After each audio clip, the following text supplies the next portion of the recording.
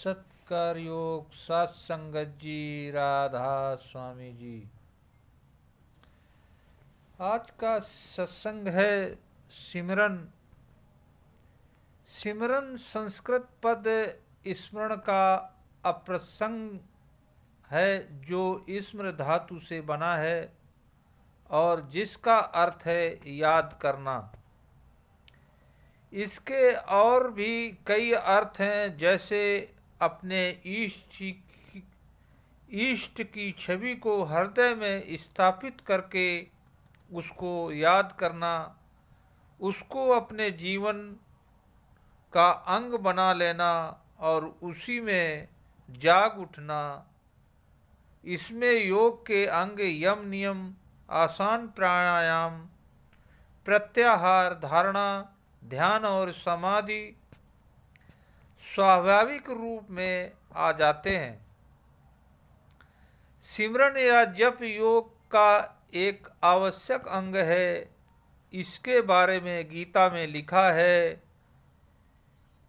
यज्ञानाम जपयोस्मि, यज्ञों में मैं जप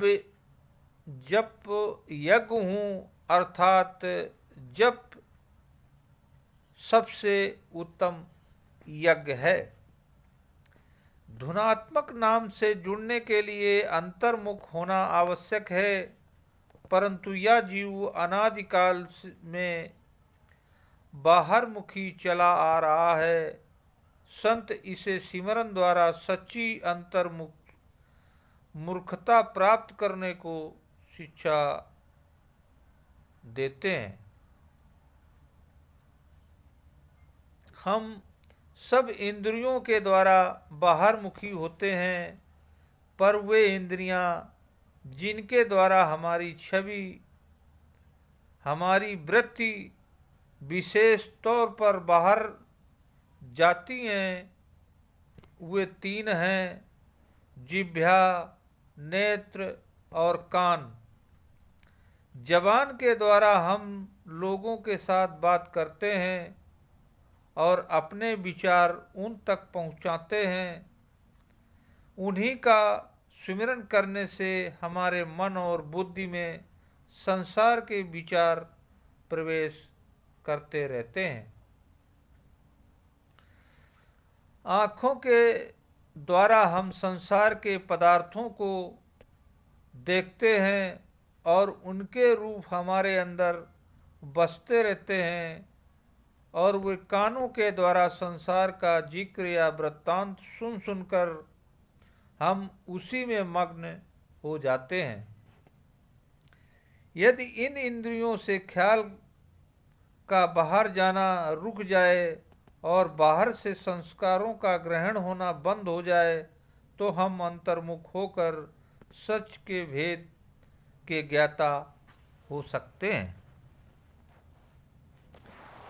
इसलिए संतों ने इंद्रियों की शक्तियों पर रोक लगाने की शिक्षा दी है।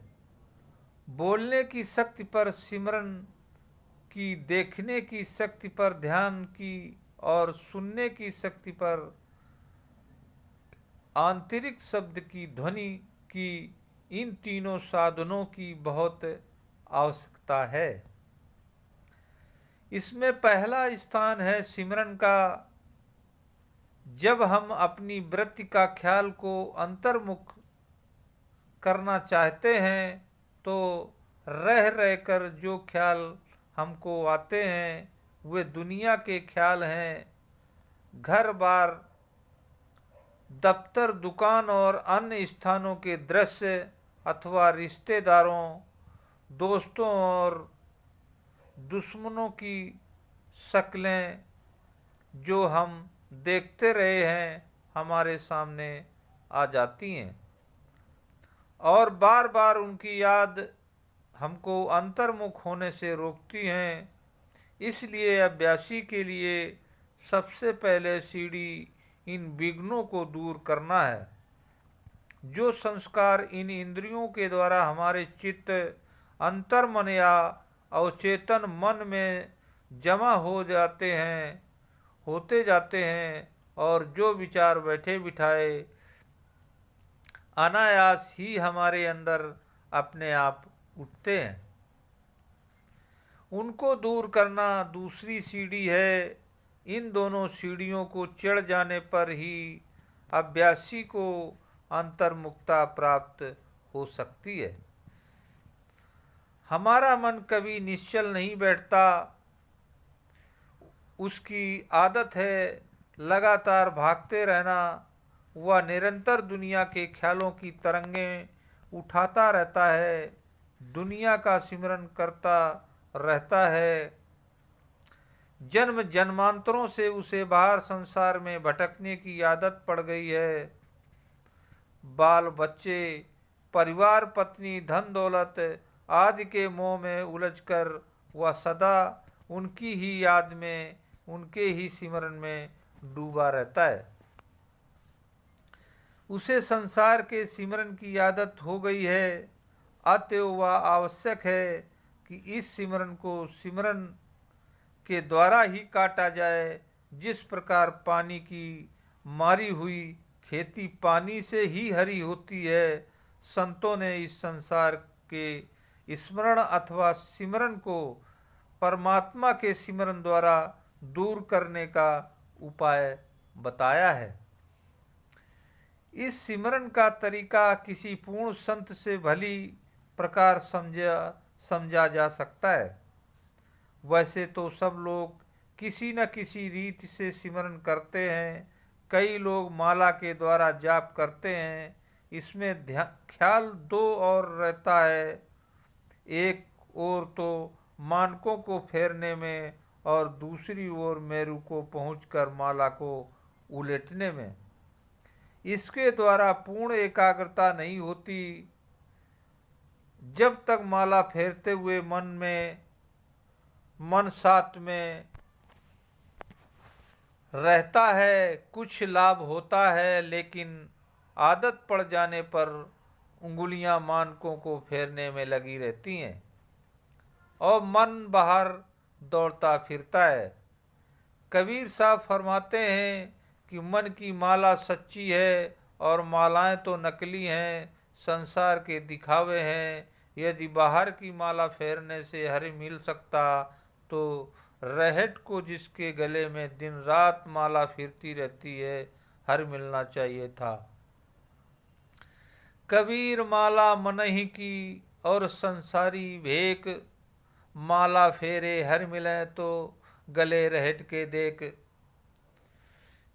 चीन और तिब्बत के लोगों ने एक मशीन बनाई है जिसको एक बार चक्कर दिया जाए तो वो 1000 खाती है।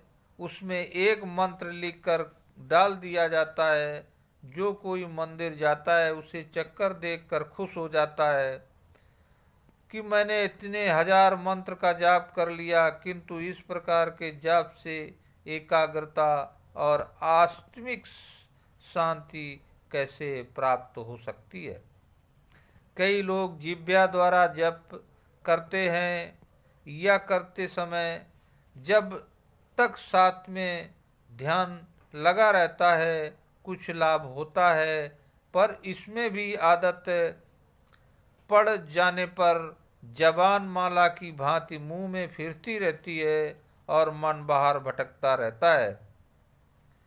कबीर साहब फरमाते हैं कि जिस अभ्यास में माला हाथ में फिरती रहती है, जबान मुंह में फिरती है और मन 10 दिशाओं में भटकता फिरता है, उसे सिमरन नहीं कहते। माला तो कर में फिरे, जीव फिरे मुख माए, मनुआ तो दिस फिरे या तो सुमिरन नाए। माला फेरने से मन खुश हो जाता है पर वास्तविक लाभ नहीं होता। अगर हाथ में माला फेरते रहे तो आत्मा सिमट कर अंदर किस प्रकार जा सकेगी। अगर आत्मा अंदर जाती है तो हाथ माला नहीं फेर सकते। यदि आत्मा सिमट कर अंदर गई तो कुछ भी ना बना। मन की माला बनानी चाहिए, काठ की माला की आवश्यकता नहीं है। कई लोग माला के स्थान पर उंगलियों के साथ सिमरन करते हैं। कबीर साहब तथा अन्य सभी संतों का कथन है कि ये मन की माला फेरे तो परमात्मा से मिलाप हो सकता है, आत्मा तो सिमटी नहीं, इंगलियों की रेखाएं गिनने से क्या लाभ होगा। यदि मन की माला फेरी जाए तो अंदर का पर्दा खुल जाएगा और अंतर में प्रकाश हो जाएगा। कबीर साहब कहते हैं कि माला फेरते युग बीत गए, पर मन का फेर न मिटा। इसलिए तू हाथों के मनके को छोड़कर केवल मन का फेर। मन की माला फेरने से हाथ पैर सुन्न हो जाएंगे, शरीर की संपूर्ण चेतन सत्ता आंखों के पीछे एकत्र हो जाएगी, आत्मा आंतरिक मंडलों में प्रवेश करेगी और अंतर में प्रकाश हो जाएगा। कई लोग कंठ में सिमरन करते हैं, इसका फल ही तब तक ही होता है जब तक ख्याल सिमरन में रहे, नहीं तो मन इसमें भी सुतूर बेमुआर बेनकेल का ऊंट होकर दौड़ता रहता है। कई लोग हृदय में जाप करते हैं, इस साधन में भी ऊपर लिखी त्रुटियां रहती हैं। सिमरन की एक और रीति है जिसमें योगी जन प्राणों की हिलोर के द्वारा सिमरन करते हैं। इस साधन में मन की वृत्तियां रुकती हैं, पर केवल थोड़ी देर के लिए, अतएव एक साधन भी दोष मुक्ति नहीं। माला के सिमरन से जिब्या का सिमरन अच्छा है, जिब्या के कंठ का कंठ से हृदय का अच्छा है, पर इन साधनों से आत्मा का सिमटाओ आंखों के पीछे नहीं होता और रूहानियत के विकास का लाभ बहुत कम होता है। इसलिए संतों ने मूल को ग्रहण किया है और सूरत का तवज्जो द्वारा जाप करने का आदेश दिया है। इसे संतों की भाषा में सूरत का सिमरन कहते हैं। इसके द्वारा मन को स्थिर करने का गुर हाथ आ जाता है। इस प्रकार के साधन में मन नहीं दौड़ता, सूरत के सिमरन के अंतर का पट खुलता है। इस सिमरन का तरीका पूर्ण संत सतगुरु की कृपा द्वारा ही मिल सकता है। संत उन ऊंचे देशों के स्वामियों को नामों का सिमरन करते हैं जो मनुष्य के अंदर संतों द्वारा दिए हुए नाम का उसकी बताई हुई विधि में जाप करने से अंतर का पट खुलता है। उस नाम में संतों की सिद्धि भी होती है, जिसके कारण सिमरन का फल शीघ्र प्राप्त होता है। सूक्ष्म और कारण देशों में यात्रा करती हुई आत्मा के मार्ग में काल अनेक बाधाएं डालता है, जो केवल संत सद्गुरु से प्राप्त किए हुए नाम के सिमरन से दूर होती हैं और मनुष्य अनेक विघ्नों में बच जाता है। यह सिमरन लोक परलोक दोनों में सहायक होता है।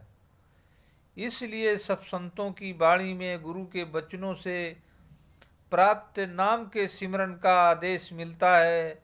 सतगुरु द्वारा प्रदान किए हुए नाम या मंत्र में उसकी शक्ति है तथा नाम के सिमरन से सांसारिक ख्याल दूर हो जाते हैं और अंत में सिमरन के द्वारा मन व आत्मा के स्थिर हो जाने पर अनहद की धुन सुनाई देती है, जो आत्मा को खींचकर ऊपरी मंडलों में ले जाने का माध्यम है।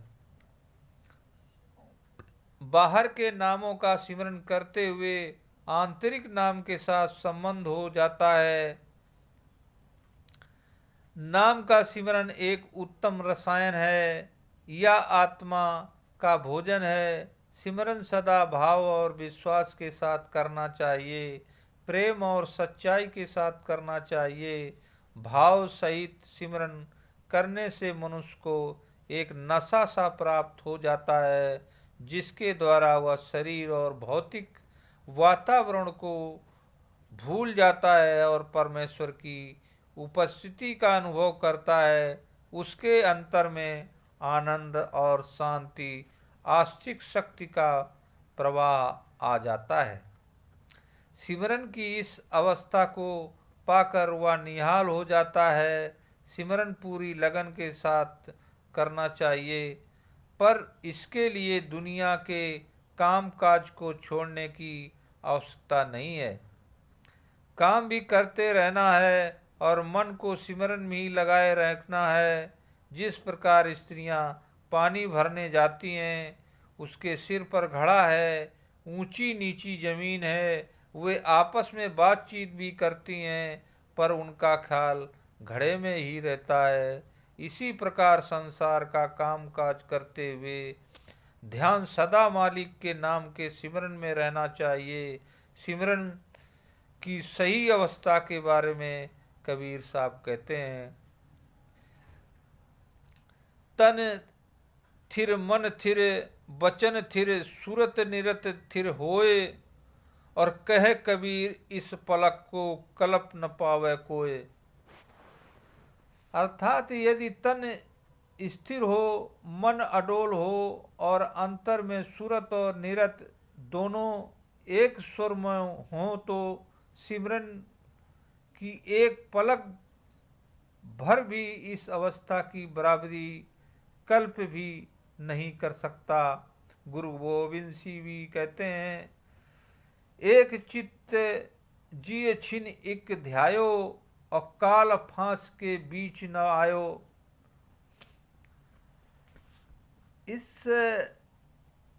वाणी में समझाते हैं कि एकाग्र होकर किया गया फल भर का सिमरन भी काल के फंदे को काट देता है। यदि नाम का सिमरन संत सद्गुरु के आदेश के अनुसार नियम पूर्वक तथा सही रीति से किया जाए, तो इससे अलौकिक फल मिलते हैं।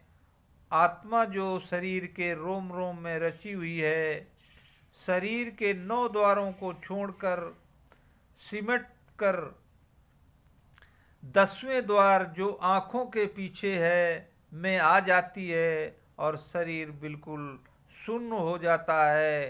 अंतर्मुखी हो जाने के कारण अभ्यासी को आत्मिक मंडलों के दृश्य दिखाई देने लगते हैं। वह तारा मंडल, चंद्र, सूर्य आदि देखता है और उसके अंतर में प्रकाश हो जाता है। श्वेताश्वर उपनिषद में भी इन प्रकाशों का वर्णन करते हुए कहा गया है कि अभ्यासी अपने अंदर सूर्य, अग्नि, जुगनू, बिजली की चमक और चंद्र आदि के प्रकाश देखता है। पतंजलि के योग सूत्रों में सिमरन के बारे में लिखा है कि सिमरन से इष्ट देव साक्षात होते हैं। व्यास जी ने भी उनकी व्याख्या में बताया है कि देवता, ऋषि और सिद्ध सिमरन करने वाले के दर्शनों के लिए जाते हैं। इससे सिद्ध होता है कि सिमरन से अलौकिक लाभ प्राप्त होते हैं। शुरू में सिमरन के लिए कुछ प्रयत्न करना पड़ता है, पर पूर्ण अभ्यास हो जाने पर सिमरन अपने आप शुरू हो जाता है। शब्द अधिक स्पष्ट सुनाई देने लगता है और आंतरिक रूहानी चढ़ाई शुरू हो जाती है। मंत्र शक्ति के बारे में गोस्वामी तुलसीदास रामचरित में फरमाते हैं कि देखने में मंत्र बहुत छोटा होता है, परंतु ब्रह्मा, विष्णु, महेश तथा सब देवता उसी प्रकार उसके वश में हैं, जिस प्रकार एक छोटा अंकुश मस्त हाथी को वश में कर लेता है। मंत्र परम लघु जासु बस विधि हर सुर सर्व, महावत गजराज कहूँ बस कर अंकुश खर्व। गुरु नानक देव जी जपजी साहब में फरमाते हैं कि निरंतर सिमरन मालिक के महल पर चढ़ने की सीढ़ी है। यह सिमरन एक अनमोल साधन है और परमात्मा की दया से किसी श्रेष्ठ भाग्य वाले बिरले मनुष्य को सतगुरु से प्राप्त होता है। तो अब यहाँ पर ये सत्संग समाप्त होता है। हम लोगों को भी चाहिए कि भगवान की भक्ति का सिमरन करें और उस परमात्मा को हमेशा हमेशा याद करते रहें, ताकि उस परमात्मा को भगवान की भजन बंदगी करने में अपना मन लगाएं।